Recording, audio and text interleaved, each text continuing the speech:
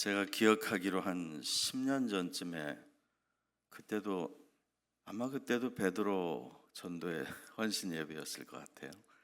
그때는 50대였는데 지금은 60대라고 제가 들었어요.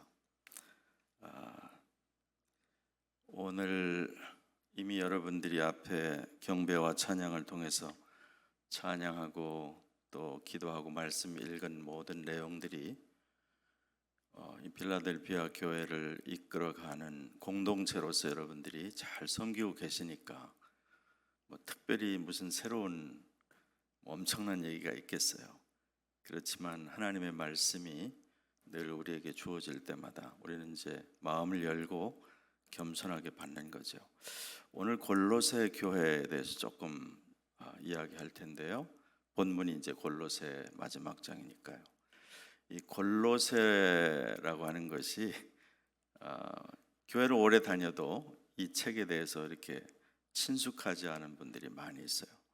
그런데 이 골로새라고 하는 이 지역은 오늘 이름이 바뀌어가지고 요즘은 튀르키예라고 하던데 터키의 그 서부 내륙 지방에 몇 개의 도시들이 있습니다. 성경적인 그 교회들이요. 여러분 이름을 가지고 있는 빌라델피아도 이 골로새에서 멀지 않은 데 있었고, 지금 우리가 9절까지 읽었는데 골로새서 성경 가지고 계신 분들은 4장 13절을 보시면 그가 너희와 라오디게아에 있는 자들과 히에라볼리에 있는 자들을 위하여 많이 수고하는 것을 내가 증언하노라. 그래서 이 골로새라고 하는 지역 위에 라오디게아가 있고 그 밑으로 히에라볼리라는 곳이 있었어요. 그 라오디게아가 바로 계시록에 나오는 7번째 교회죠.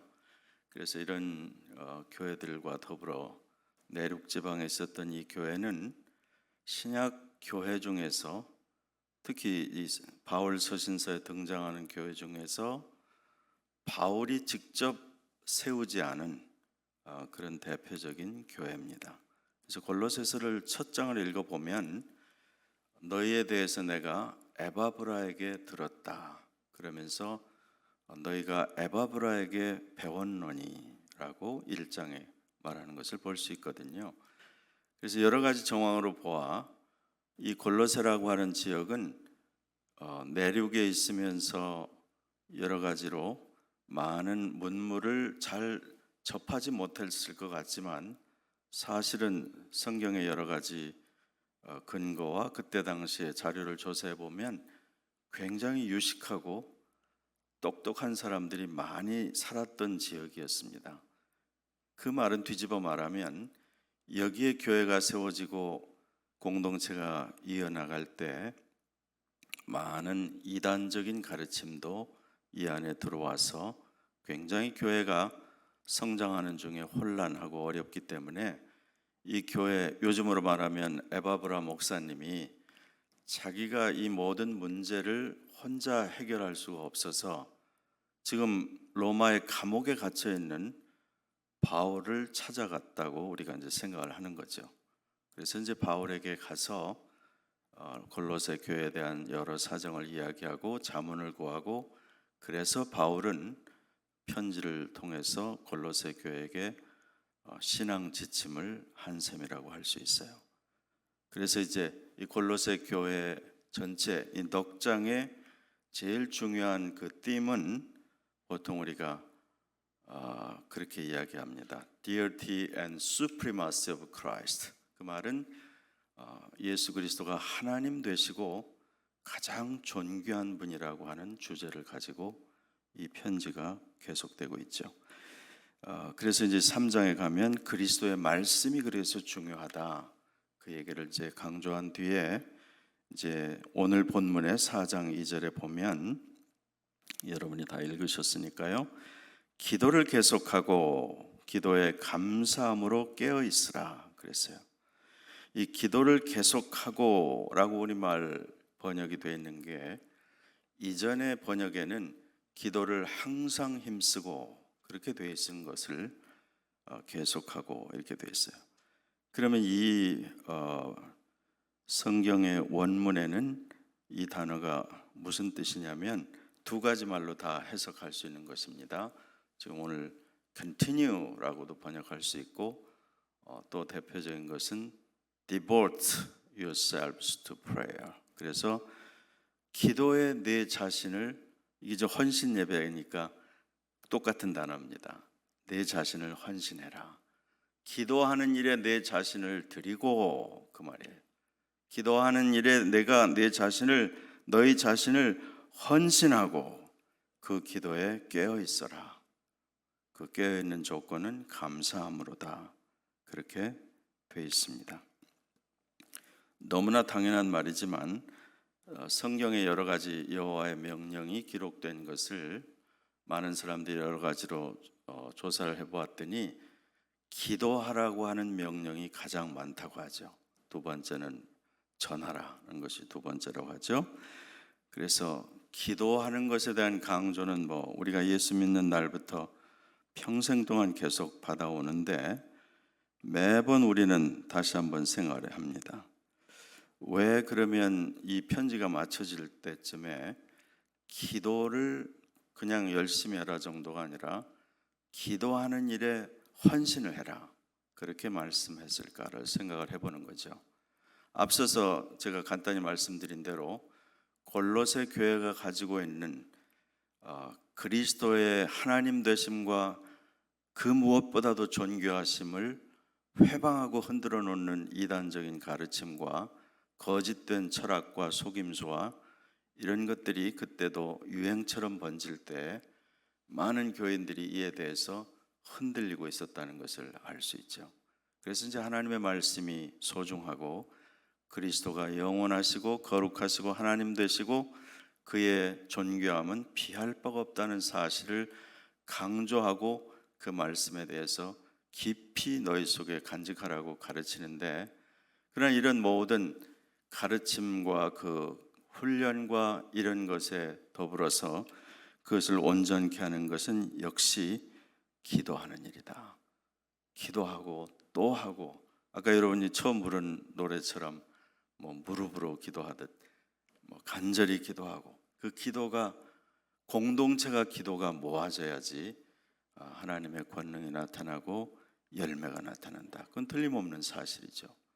결국 별소리를 다 해도 그 사람이 제대로 된 크리스찬인지, 그 사람이 경건한 사람인지는 그 사람이 기도하는 사람이냐, 그것에서 나타나겠죠. 그 가정이 정말 크리스찬 홈이 되려면 그 가정에서는 자연스럽게 기도가 중심이 되겠죠. 전에 한국에서 저희가 젊을 때 가정에는 그런 액자를 많이 걸어놨었거든요. 그게 뭐냐면, 여러분도 아마 경험하셨을 텐데, 기도할 수 있는데 왜 근심하느냐, 그죠? 살아가려면 근심할 일이 많잖아요. 자녀를 키우고 이민 생활하고 요즘같이 많은 일들이 벌어지는 때 우린 늘 근심, 걱정, 불안, 많은 나쁜 소식들에 헤매고 있죠. 내 성경이 우리에게 가르쳐주는 단순한 가르침은 기도할 수 있는데 왜 근심하느냐. 그럼 기도하는 가정이 되고, 또 공동체가 성숙하고 일들을 감당하고 하나님의 영광을 드러내려면 역시 기도가 깊이 쌓아진 교회, 여러분이 이미 그런 교회로 스스로 이끌어 가시고 그렇게 섬기고 있다고 제가 소문을 들었습니다. 여러분이 그렇게 잘 계속 해 주시면 좋겠습니다. 그래서 기도하는 일에 더욱 자신을 드리며 계속 힘써라. 첫 번째 명령이 기도에 너의 자신을 드려라, 헌신해라, 기도를 계속해라, 그렇게 말씀하는 거죠. 그리고 이제 두 번째 말에 그럴 뿐 아니라 기도에 깨어 있어라, 감사함으로. 우리말에는 수식어가 앞에 나왔지만 뒤에 있는 말이 먼저입니다. 그래서 항상 원문이나 영어에 보면 watchful and thankful, 그런 순서가 깨어 있어라가 먼저 나오고 그 다음에 감사함으로 깨어 있어라, 그렇게 되어 있죠. 깨어 있으라는 말씀을 아마 가장 많이 하신 분은 역시 예수님이시죠. 예수님께서 우리에게 늘 깨어 있으라고 하고 공간 복음서에 소위 우리가 패션 내레이티브스라고 하는 예수 그리스도의 순환에 관한 그 기록들을 보면 예수님께서 제자들에게 계속해서 깨어 있으라, 시험에 들지 않게 깨어 있으라라고 말씀하시고 또 예를 들면 누가복음 21장을 보면 너희는 장차 올 이 모든 일을 능히 피하고 인자 앞에 서도록 항상 기도하며 깨어 있으라. 특별히 우리가 사는 이 2025년 정말 어려운 때죠. 여러분도 다 개인적으로 지난 몇 달 동안 한국의 어떤 일이 큰 과정을 지금 제일 초미의 관심사로 앞으로 며칠 이달 안에 무슨 일이 있을지 나라가 어떻게 될지 다들 여러분도 근심하며 또 관심을 기울이며 기도하고 계시겠죠. 여러분이 살고 있는 캐나다도 엄청 어렵고 힘들고 여러분들 늘 뉴스에 듣는 대로 도전이 말도 아니죠. 전 세계가 막 완전히 어떻게 될지 모를 그런 큰 경각간에 있는 것 같은 그런 느낌을 갖는 정말 절박한 그런 때예요. 다른 때도 마찬가지지만 특별히 우리가 사는 이 시대는 정말 깨어있지 않으면 안 되는 그런 시대, 특별히 하나님의 자녀들이기 때문에 깨어 있어야 되는데 이 깨어 있으라는 말의 원뜻의 문자적인 그 뜻은 눈을 뜨고 있으라는 뜻입니다. 눈 감지 말고 눈을 뜨고 있으라. 이 말씀을 주신 이유는 우리가 인생을 살아가면서 항상 주변의 여러 가지 일들에 와치하고 깨어있는 것이 필요한데 잘못하면 주변의 상황과 이런 것들에 압도되기가 쉽죠. 눈에 보이는 현상, 귀에 들리는 소식 이런 것들에 압도되라는 말은 아닙니다. 깨어있는다는 말은 그 상황이 어렵고 힘들다는 사실을 들을수록 눈을 뜨고 하나님을 바라보고 말씀을 바라보고 약속을 바라보고 이 상황과 여건과 소식에 압도되지 않는다는 게 중요한 거죠. 걱정에 눌리지 않고 이 모든 흘러가는 것, 나를 둘러싸고 있는 모든 현상과 이 일에 깨어있는다는 말은 아까 여러분 다 부른 노래에 다 달려있죠. 이 깊은 바다가 반석이 되고 주님이 계시다고 하는 것을 붙들 수 있는 그 눈뜸, 그것이 바로 깨어있는 것이다.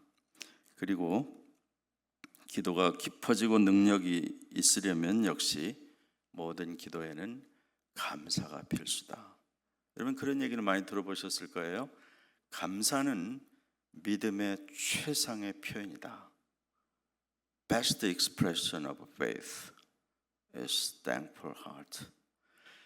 하나님 앞에 믿음을 표현한다고 할 때 감사라는 저절로 마음속으로부터 상황이 이렇게 힘든데 감사가 나와? 그것은 믿음 때문에 그런 거죠.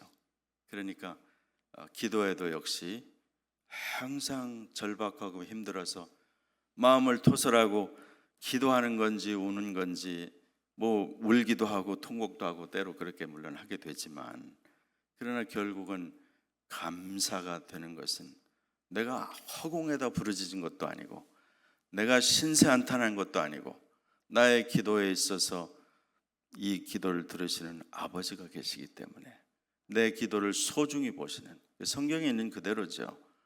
하나님은 외로운 자의 가난한 자의 그 외침과 간구를 멸시치 아니하시나니 그랬어요.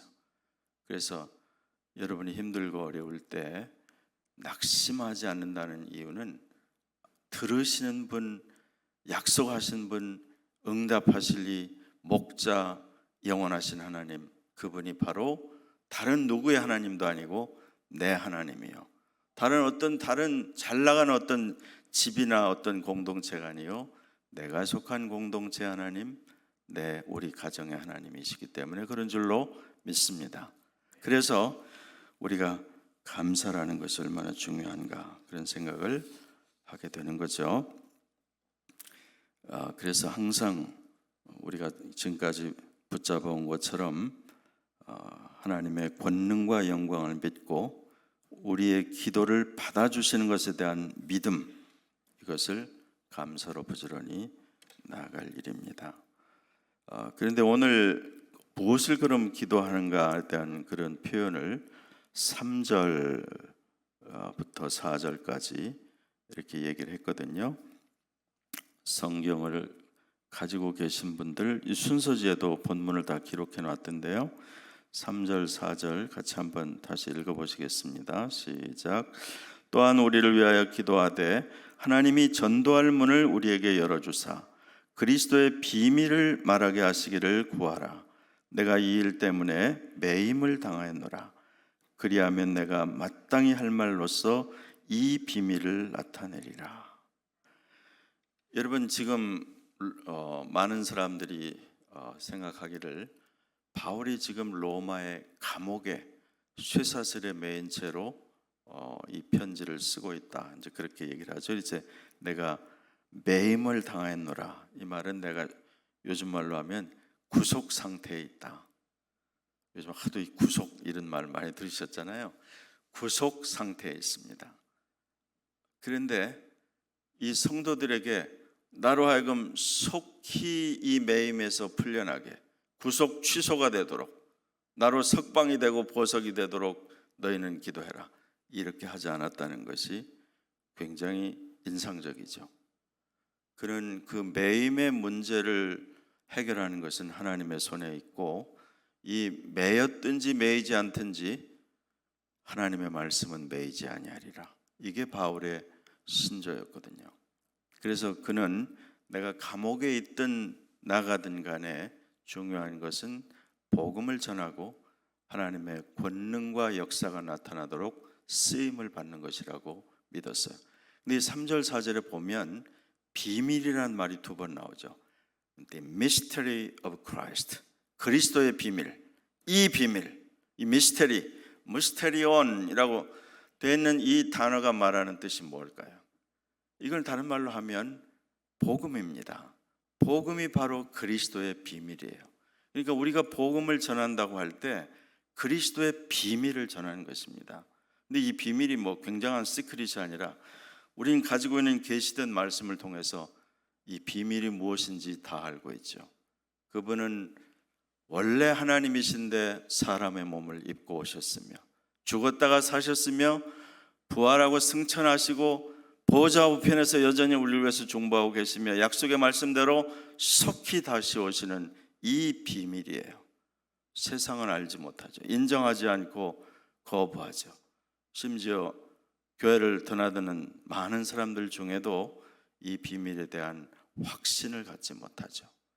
그래서 우리가 누구에게 예수를 전하고 복음을 전한다고 할 때 나는 그리스도의 비밀을 전하고 쉐어하는 자인 것입니다. 이 일에 부르심을 받았다는 것이 얼마나 엄청난지 모르겠어요. 그리고 이 그리스도의 비밀이라고 할 때 이 말이 갖고 있는 이 무게는 여호와의 사심과 권능과 역사와 언약과 이 모든 것들이 이 안에 녹아있는 표현이에요. 그래서 이 비밀인 것입니다. 에베소서의 한 2장 3장 넘어가면 바울이 이런 말을 하고 있어요. 다른 세대에서는 우리 때처럼 여호와께서 그리스도의 비밀을 알게 해주시지 않았다. 우리 때 이것이 다 드러났다고 말씀하는 거죠. 그로부터 2000년이 지났어요. 지금 우리는 많은 사람들이 말하기를 The last generation of humanity, 인류 역사의 마지막 세대에 살지 모른다고 이야기하고 있죠. 왜냐하면 성경의 모든 기록, 모든 예언들이 거의 문자대로 다 성취가 되고 마지막 한 페이지 정도가 아니라 몇 줄, 퍼즐 몇 개만 남겨놓고 있는 그런 상황에 이 그리스도의 모든 비밀이 우리 눈앞에서 계속 성취되고 이루어지는 것을 보는 엄청난 특권과 그 비밀의 증인, 목도할 수 있는 모든 것들을 우리에게 주셨습니다. 그러니까 지금 이런 세대 예수 그리스도를 믿되 확실히 믿고 주의 다시 오심을 기다리고 담대하게 살고, 세상은 여러분이 하루에 4끼를 먹든 한두 끼를 먹든, 여러분이 뭐 조금 다른 사람에 비해서 가진 것이 부족하든, 또 혹은 몸이 덜 건강하든, 또 여러분이 생각할 때 나는 다른 사람보다 좀 뭘 많이 갖고 있지 않다 이렇게 생각하든, 세월이 빨리 지납니다. 금방 지나고 모든 것들이 대단치 않은 것들로 여겨지게 될 것이에요. 그리스도의 비밀이 반드시 문자대로 온전히 성취되는 날. 그래서 요한계시록에 보면 이 날은 그 종 선지자들에게 전파한 그 모든 말씀을 이루는 날이다. 그리고 그 말씀이 그대로 성취되는 것을 보는 시대에 살고 있어요.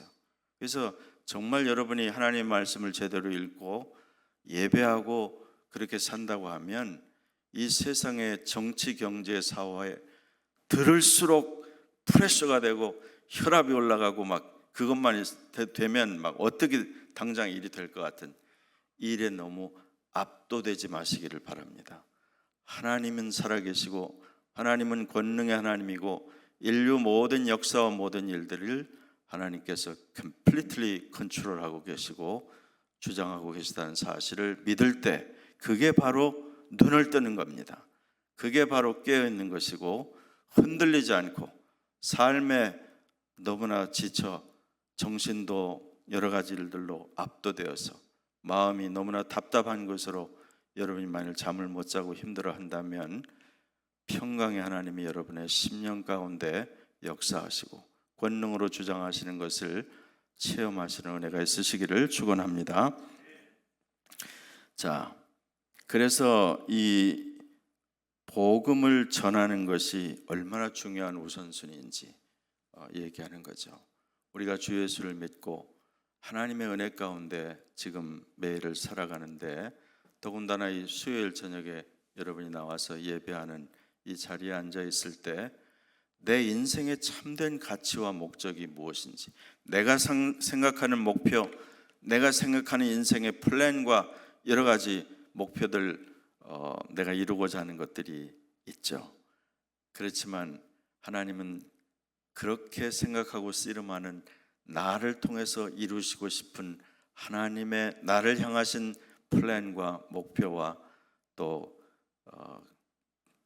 하나님의 기대가 있다는 사실을 여러분이 기억한다면 우리 인생의 시간들이 얼마나 빨리 지나가는지, 그래서 우선순위를 분명히 하지 않으면 너무 휙 지나가서 나중에는 이제 더 이상 no more chance, 아무런 기회도 없을 날이 오기 전에 오늘이라고 이 불려지는, 그래서 히브리서 4장에 그 말이 계속 등장하죠.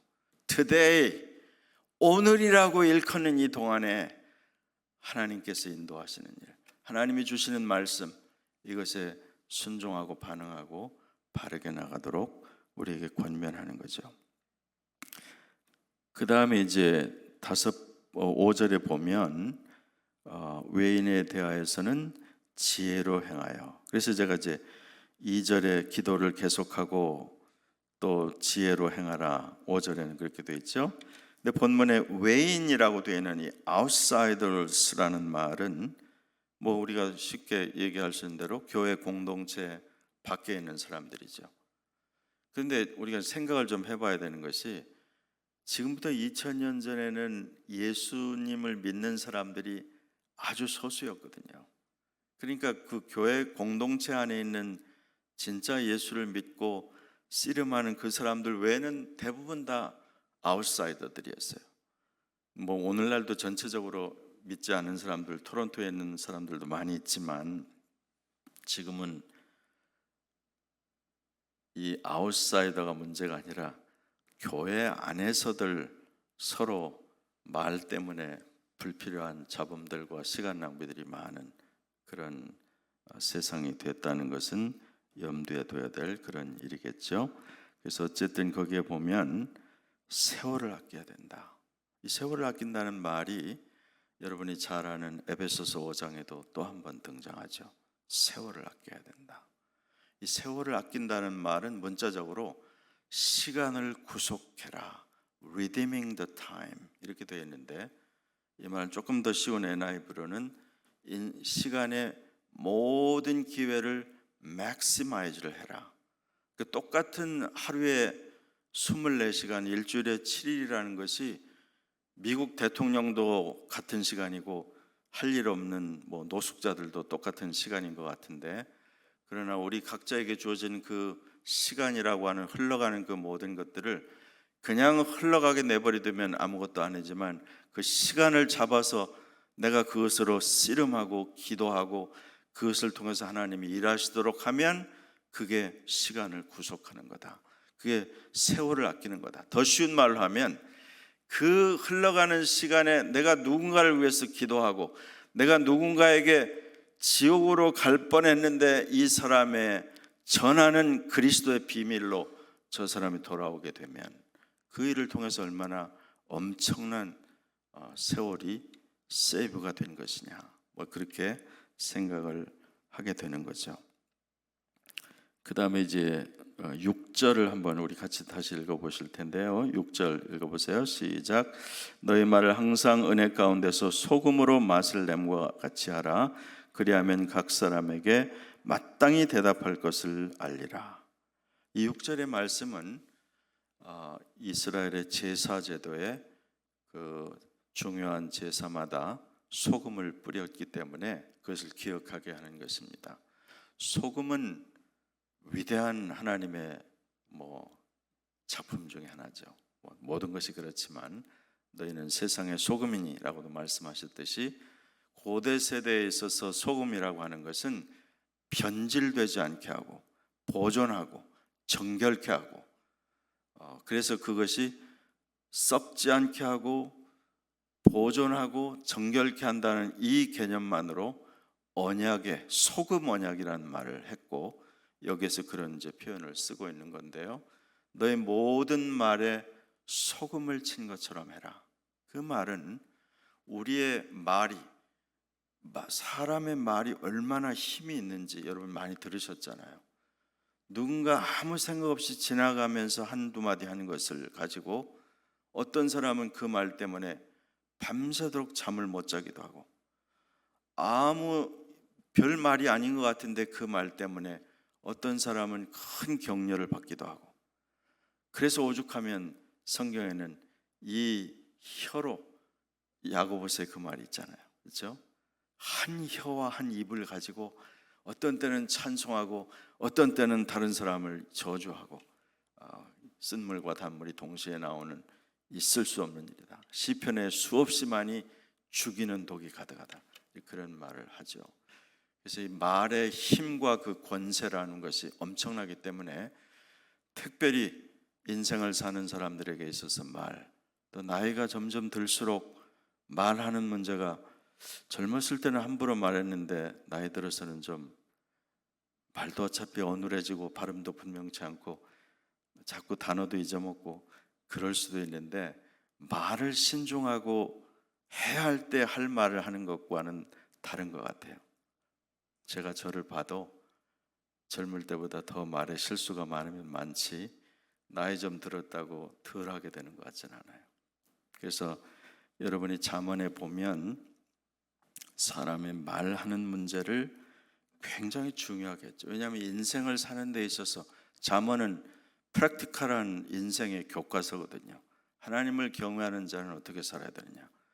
그럴 때 말하는 문제가 거의 3분의 1은 차지하는 것 같아요. 말을 잘하는 것이 얼마나 중요하냐. 제가 잠언에 있는 구절만 몇 개 제가 소개를 해드리려고 하는데, 다 아시는 말씀이지만 들어보세요. 잠언 15장 23절에 보면 사람은 그 입의 대답으로 말미암아 기쁨을 얻나니 때에 맞는 말이 얼마나 아름다운고. 잠언 24장 26절 적당한 말로 대답함은 입맞춤과 같으니라. 잠언 25장 11절 경우에 합당한 말은 아로새긴 은쟁반의 금사관이라. 이 표현이 너무 좋잖아요. 3000년 전인데 아로새긴 은쟁반의 금사관. 저는 한번 본 적은 없는데 상상만 해도 멋지게 들리잖아요. 그 다음에 또 한두 구절을 소개하면 잠언 17장 9절에 이런 말이 있어요. 허물을 덮어주는 자는 사랑을 구하는 자요, 남의 허물을 거듭 말하는 자는 친한 벗을 이간하는 자니라. 잠언 18장 13절 사연을 듣기 전에 대답하는 자는 미련하여 욕을 당하느니라. 신약 성경에 야고보서 1장 19절로 20절도 한번 들어보세요. 내 사랑하는 형제들아, 너희가 알지니 사람마다 듣기는 속히 하고 말하기는 더디하며 성내기도 더디하라. 너무나 기가 막히잖아요. 우린 너무 빨리 말을 해요. 너무 빨리 말해. 대답을 듣기 전에 벌써 답을 가지고 있어요. 우리 저 신앙생활 오래 한 사람들, 교사들의 일반적인 특성이 이겁니다. 너 그 문제야? 내가 답을 A, B, C를 가지고 있어. 그 중에서 네가 택할 수 있어. 이렇게 해서 사람이 다 충분히 자기 케이스를 다 지금 꺼내놓지도 않았는데 내가 대답을 먼저 주려고 하는 그런 특성을 우리 그 교회 오래 다닌 사람들이 일반적으로 가지고 있어요. 성경은 좋지 않다.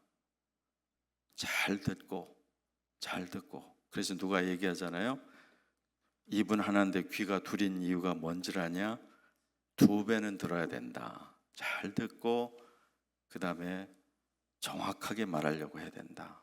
젊었을 때는 열정에 치우쳐서 막 생각나는 대로 말하고 자기 아이디어와 꿈을 펼치고 비전을 나누고 하지만 나이 들어갈수록 이제 인생을 그만큼 살았기 때문에 그게 눈에 보이는 게가 다가 아니고 또 어떤 상황이 그 상황이 벌어지기 전에 어떤 일이 여러 가지로 연루되었던지를 이제는 조금씩 이해하기 시작하기 때문에 남을 도울 때 굳이 말할 필요가 없다.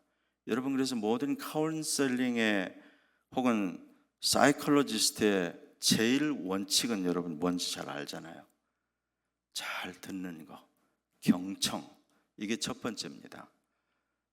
자녀들과 대화할 때도 잘 듣는 일을 하면 아이들이 심성이 깊어진다고 하죠. 막 야단치고 잔소리만 많이 하면 힘들다고 하죠. 똑같이 우리도 여러분 친구와 이웃 관계에서 나는 잘 들어주는 사람이었나? 내가 자주 만난 집에서 아내나 남편에게, 자식에게 뿐 아니라 여러분이 그래도 비교적 자주 만나는 친구들에게 나는 잘 들어주는 사람이었나? 혹시 막 내가 아는 걸 동원해 가지고 나도 괜찮게 안다고 나열하지는 않았나? 그런 생각을 해보면 결국 여기서 말하는 이 외인을 향하여뿐 아니라 아까 제가 말씀드린 대로 오늘날에는 교회 안에서 이 불필요한 에너지 낭비를 가장 많이 하는 이유가 불필요한 말을 많이 쏟아냈기 때문에, 또 자기와 상관없는 말을 너무나 많이 트랜스퍼했기 때문에, 그래서 공동체에 괜히 불필요한 긴장들과 오해들이 많이 있는 거거든요. 그래서 오늘 이 본문의 말씀처럼 소금으로 맛을 냄같이 해라. 그것은 이 시대에 우리가 살아가면서 주님께서 마지막 시대 세상을 심판하고 정죄하시는 이유를 계시록 바로 앞에 있는 유다서 14절 15절은 이렇게 말합니다. 나중에 여러분이 찾아보세요. 유다서라고 하는 그 책의 15절, 챕터가 하나밖에 없어요.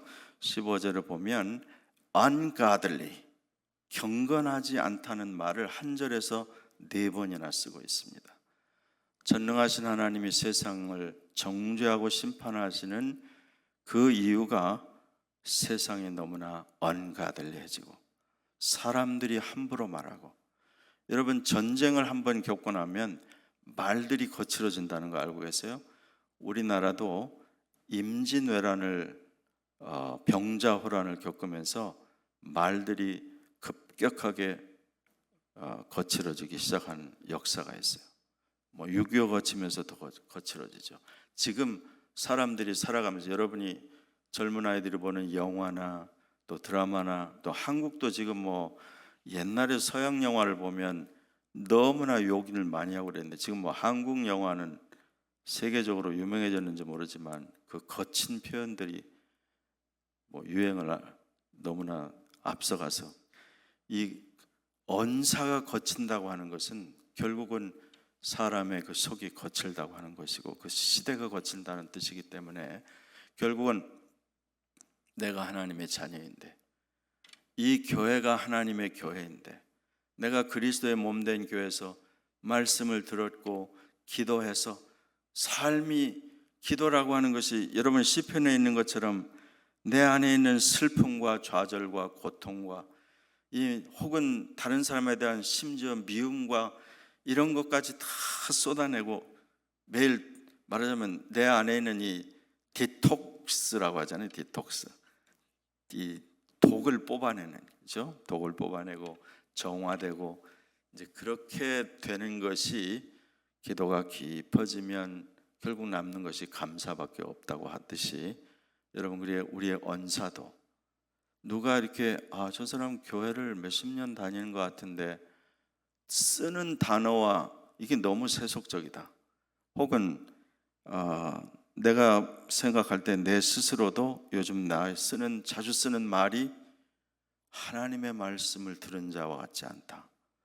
이 말이 지금 이 안에 다 담겨 있는 것입니다. 소금을 내 말에 치라. 이 말은 내 말 한마디가 다른 사람을 죽일 수도 있고 다른 사람을 살릴 수도 있고 어떤 사람을 거의 힘들어서 낙심하고 있는 사람을 희망으로 다시 한번 일어나고 싶은 격려의 메시지가 될 수 있고 만약 그렇게 될 수 없다면 침묵하고 입을 닫는 게 훨씬 낫겠죠. 꼭 우리가 말을 해줘야 되는 게 아니니까.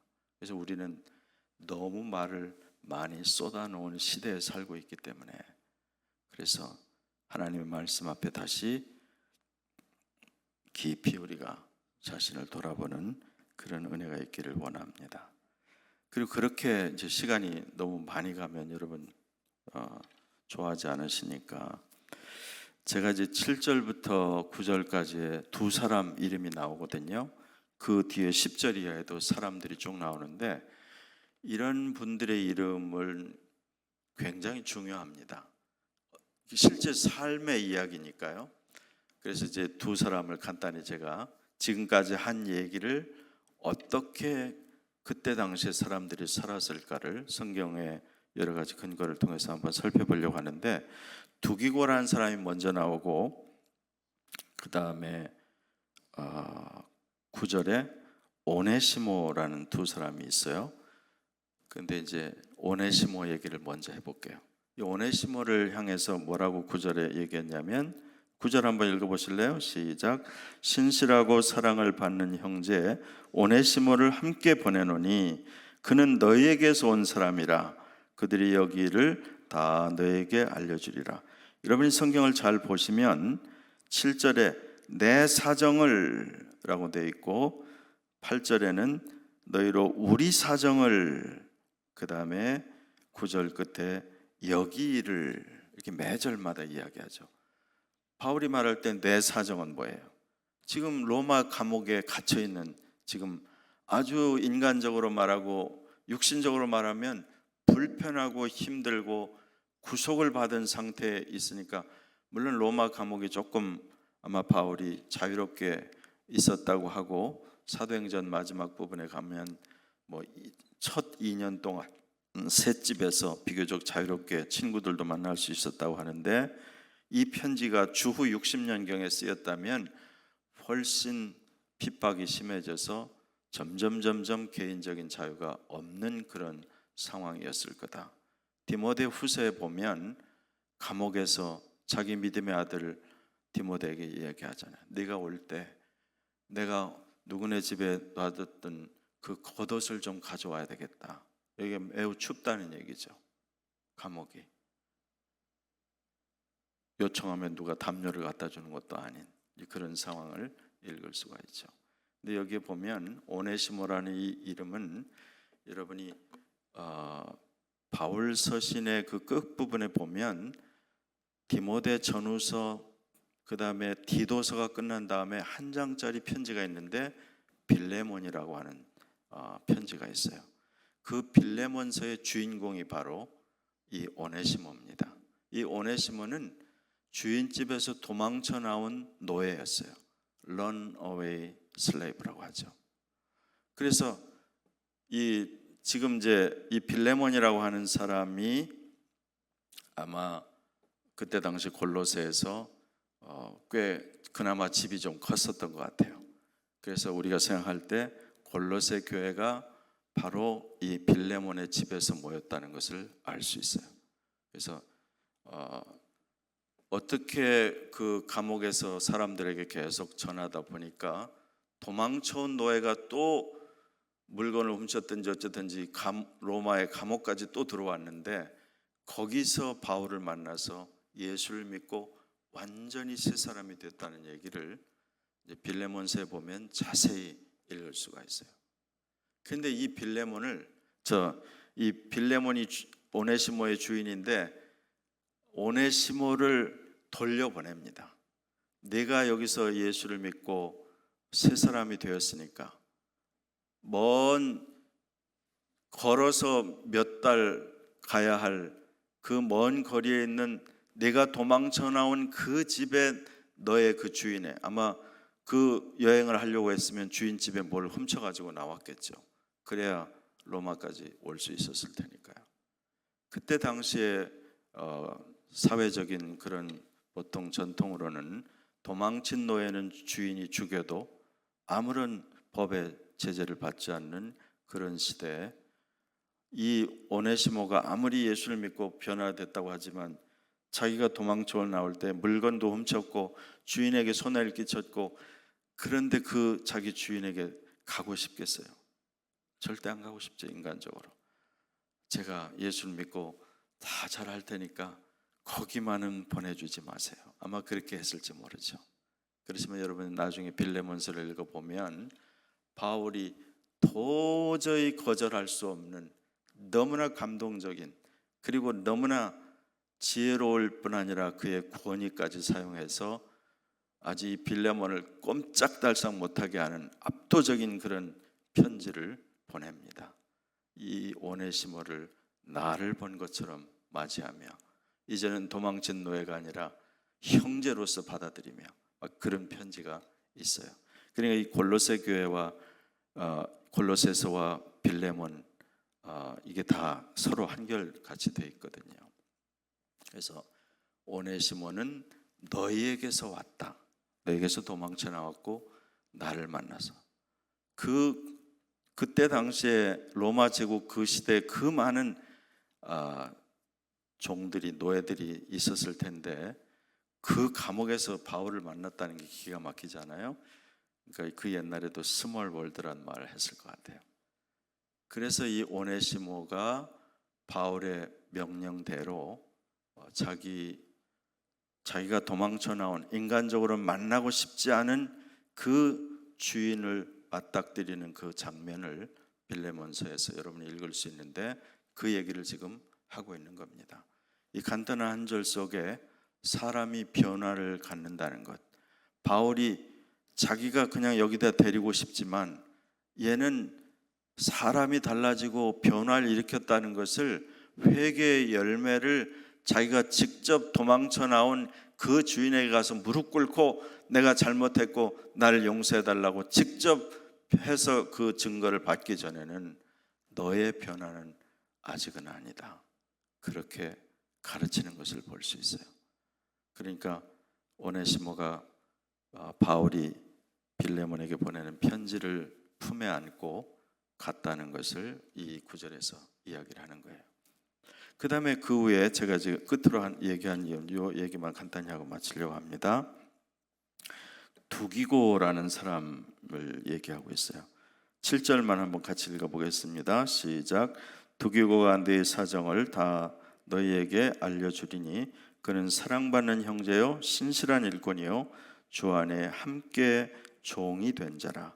두기고라는 인물을 세 가지 표현을 쓰죠. 사랑받는 형제, 신실한 일꾼, 주 안에서 나 바울과 함께 종이 된 자다, 이렇게 표현했어요. 여러분, 이 두기고라고 하는 인물은 정말 신약 성경에서 매우 중요한 역할을 하는 것으로 등장합니다.